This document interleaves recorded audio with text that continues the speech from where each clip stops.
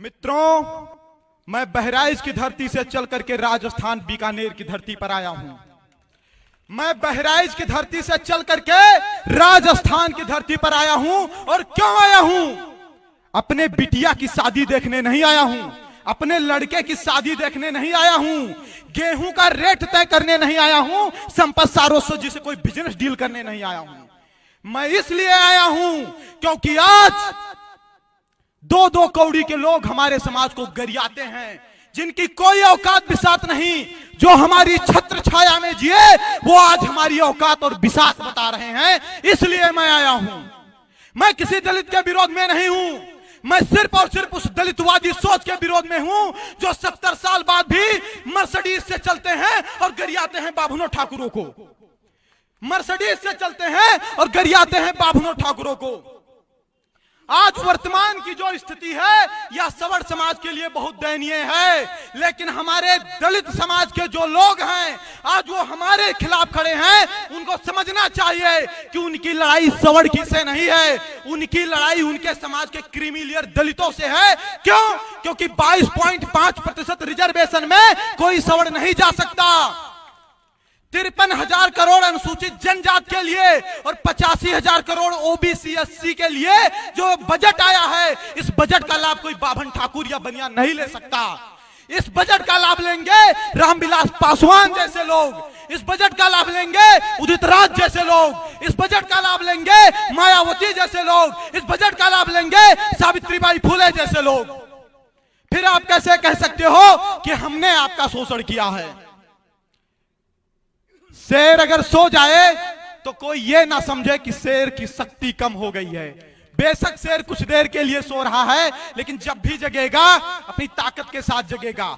यहां पर बात बताई गई है कि 95% बनाम 5% दलितों की। लेकिन एक बात मैं बताना चाहूंगा, मैं आपको सिर्फ उसी हद तक प्रसन्न करूंगा जिस हद तक हमारे स्वाभिमान पर ठेस नहीं पहुंचेगा। लेकिन मैं अपना स्वाभिमान बेचकर आपको प्रसन्न नहीं कर पाऊंगा। यह मेरा वादा है, यह मेरा कहना है। हम आपके आगे पीछे लगे रहें, हम आपके आगे पीछे लगे रहें, हम आपको नमस्ते प्रणाम भी करें और आप हमको गरियाते रहो तो कहां तक बर्दाश्त करेंगे? हमको आप गरियाते रहो तो कहां तक हम बर्दाश्त करेंगे? जातवाद की बात करते हैं लोग, जातवाद की करते हैं बात। राष्ट्रीय टीवी डिबेट, जो राष्ट्रीय न्यूज चैनल होते हैं उस पर डिबेट होते हैं, और उन डिबेटों में कौन बैठते हैं? भाजपा के प्रवक्ता, कांग्रेस के प्रवक्ता, सपा के प्रवक्ता, बसपा के प्रवक्ता, और स्पेशली एक दलित चिंतक बैठता है। बैठता है कि नहीं बैठता है? स्पेशली एक दलित चिंतक बैठता है। और जो दलित चिंतक होता है वो किसके बारे में चिंतन करता है? सिर्फ और सिर्फ दलित के बारे में चिंतन करता है। सोचिए, उनका स्पेशली दलित चिंतक है, फिर भी वो जातवादी नहीं है। हमने पाड़े, तिवारी, मिश्रा, शुक्ला, सारस्वत और राजपूत लगा लिया, बनिया लगा लिया, अग्रवाल लगा लिया, हम जातवादी हो गए। कैसे हो गए? इन सभी बातों पर हम लोगों को गंभीरता से चिंतन करने की आवश्यकता है। आज समाज में लोग हे दृष्टि से देखने लगे हैं। बाप दादा की रियासतें चली गई, मान सम्मान चला गया, दो दो कौड़ी के लोग गिरियाकर चले जाते हैं। हम आप बर्दाश्त कर रहे हैं, सह रहे हैं, सुन रहे हैं। क्यों?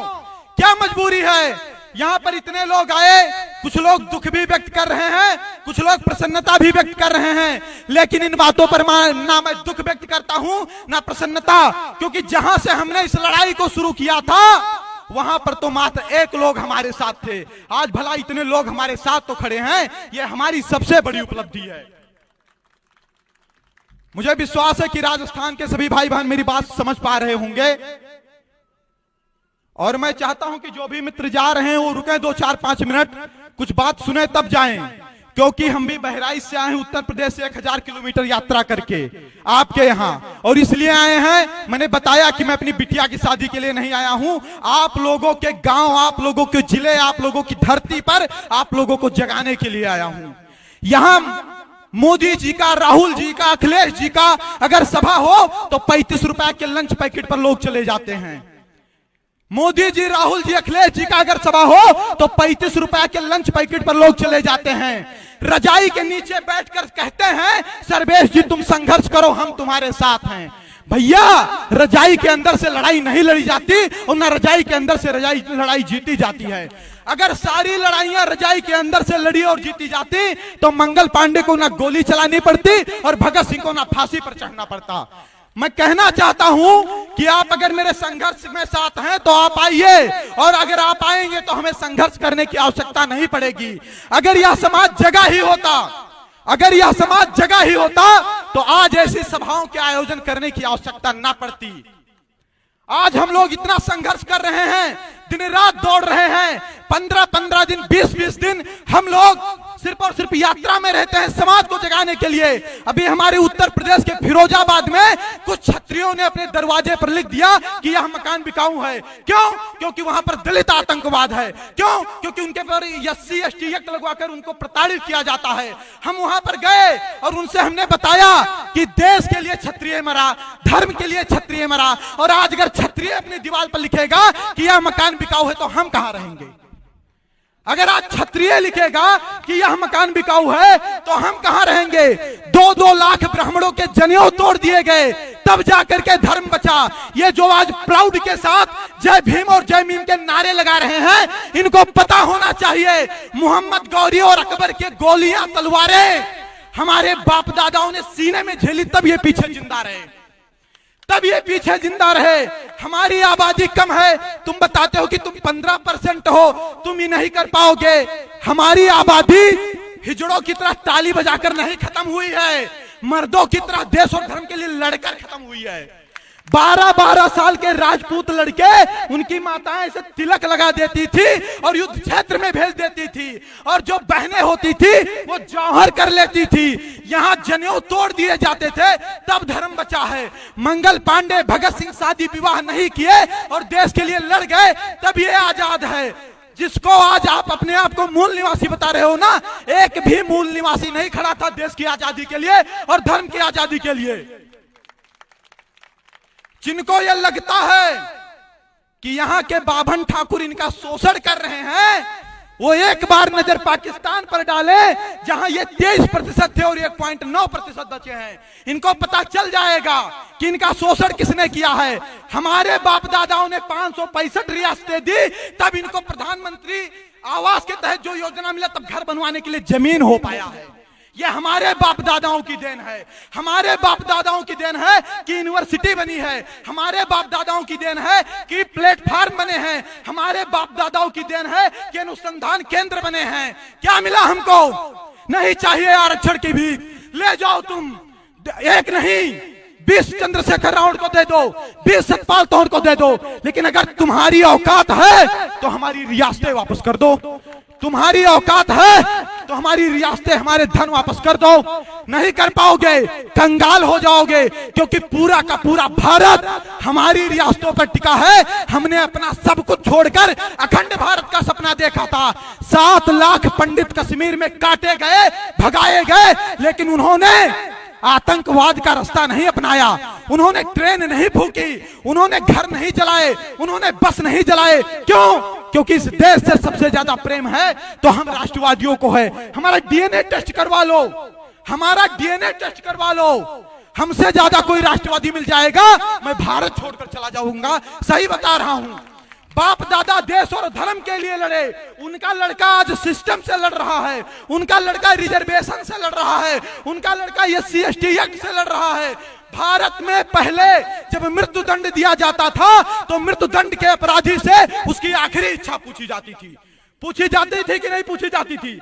मृत्यु दंड के अधिकारी से आखिरी इच्छा पूछी जाती थी। लेकिन हमारे देश का संविधान तो देखिए, हमारे देश में समानता का अधिकार तो देखिए, हमारे देश की डेमोक्रेसी तो देखिए।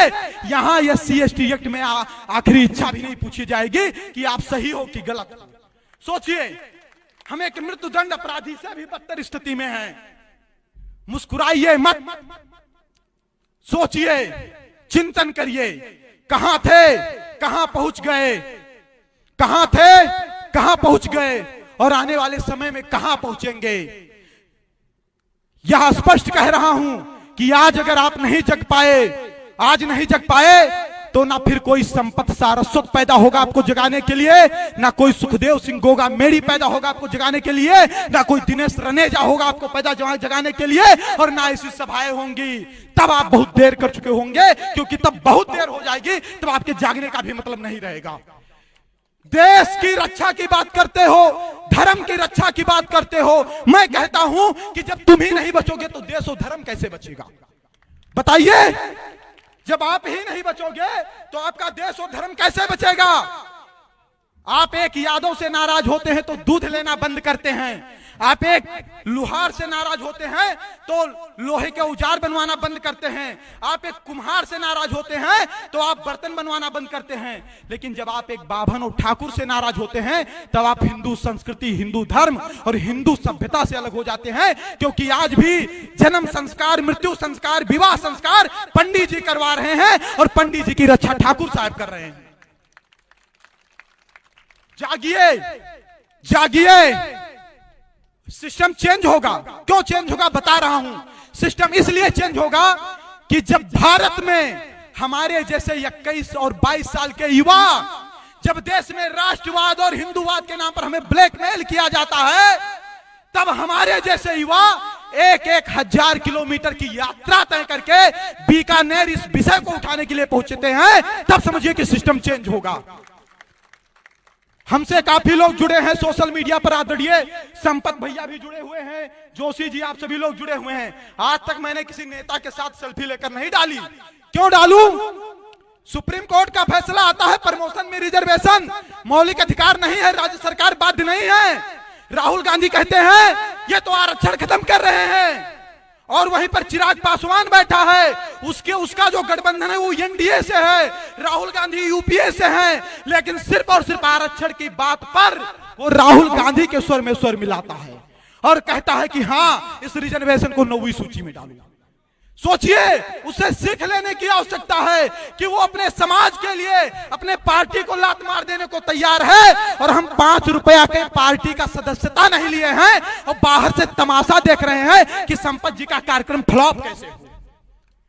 बाहर से तमाशा देख रहे हैं कि संपत जी का कार्यक्रम फ्लॉप कैसे हो।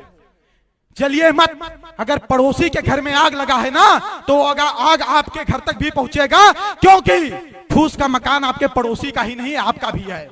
और मैं यह विश्वास के साथ कहता हूं कि आदरणीय श्री संपत सारस्वत जी, आप पीछे मत हटिएगा। मैं आपसे 2 साल से जुड़ा हूं। आपका जहां पसीना गिरेगा, सर्वेश पाड़े का वहां खून गिरेगा। कोई टच नहीं कर पाएगा आपको, पूरा समाज आपके साथ है। और मैं इसी मंच से आदरणीय श्री सुखदेव सिंह गोगा मेरी जी से आशीर्वाद भी मांगता हूं कि वो हमें आशीर्वाद दे, और यहाँ पर जितने भी श्रेष्ठ जन हैं वह सभी हमें आशीर्वाद दें। इन भुजदंडों में वो ताकत है कि इस देश की दिशा और दशा बदल देंगे, काल की चाल बदल देंगे। हम बाभन हैं, हम 51 रुपया पर शनिश्चर की 7.5 खत्म करवा देते हैं, फिर ये रिजर्वेशन क्या चीज है। और एक बात और सुन लीजिए, बाभनवाद और ठाकुरवाद से हमेशा ऊपर उठकर लड़ाई लड़िएगा। बाभनवाद और ठाकुरवाद से हमेशा ऊपर उठकर लड़ाई लड़िएगा। ये बाभनवाद और ठाकुरवाद की देन है कि आज आपकी यह स्थिति है। ठाकुर हमारे महाराज, हम उनके गुरु होते थे। हम जाते थे, अपना चक्रवर्ती सम्राट का सिंहासन छोड़ देते थे। हम दोनों एक दूसरे के पूरक हैं, ये मैं नहीं, वेद शास्त्र की ऋचाएं कहती हैं। उनसे अलग मत होइएगा, क्योंकि आज भी आपके साथ कोई खड़ा है तो वो राजपूत खड़ा है और कोई नहीं खड़ा है। और अगर बाभन ठाकुर एक हो गए तो वैश्य समाज भी आपके साथ आ जाएगा, क्योंकि उसको संरक्षण कौन देगा। इसीलिए मैं कहना चाहता हूं, इन वादों से ऊपर उठे के आपस में बिना संघर्ष किए यूनिटी बना करके हम लड़ेंगे। और सुनिए, किसी भी समाज का 100% समाज सड़क पर नहीं उतरता, मात्र 5% या 10% लोग उतरते हैं। जिस दिन आप 10% भी सड़क पर उतर आए ना, समझ लो सिस्टम चेंज हो जाएगा। हम प्लेयर नहीं बदलेंगे, हम प्लेयर नहीं बदलेंगे, हम पूरा गेम बदलेंगे। जैसे लोग ऐसे दलितों के चरणों में पड़े हैं ना, ये सवर्णों के चरणों में गिर जाएंगे, ये वादा है आपसे। समय का अभाव है शायद, तो मैं इन्हीं शब्दों के साथ अपनी बारी को विराम देना चाहता हूं।